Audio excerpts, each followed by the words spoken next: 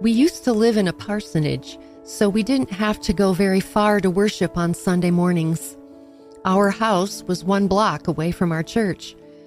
There were some people who drove as much as an hour to come and worship with us on Sundays. However, most were within the vicinity. Probably 15 to 20 minutes was as far as most people had to travel. Safe to say, no one had to go across a desert on the back of a camel for hundreds of miles to worship.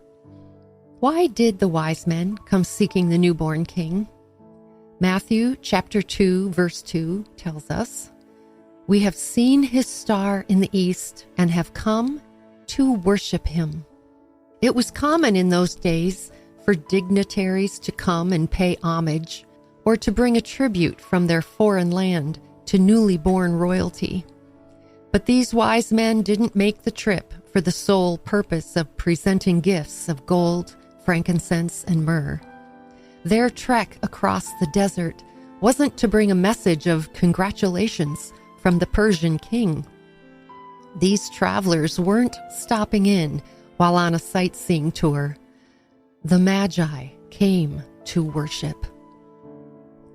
What did they sacrifice in order to fulfill their desire to bow before Jesus? Time, certainly. Money, I'm sure. Energy, no doubt. As soon as they found the child at the house of Joseph and Mary, Matthew tells us they returned to their country. They came, they worshiped, and then they left. Mission accomplished. But I wonder, how long did they bow before the Christ child in worship? What did they talk about with the carpenter and his young wife? What did the neighbors think when they saw this entourage stop and enter Joseph's house?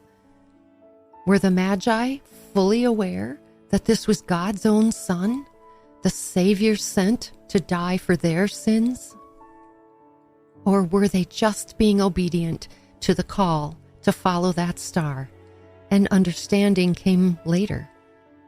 O Lord, you deserve our worship. Help us to be willing to sacrifice our time and our resources in order to be a vital part of a body of believers who love to worship. This is Dinah Overleen, inviting you to join me next time as we continue to follow the star in the 12 devotions of Christmas.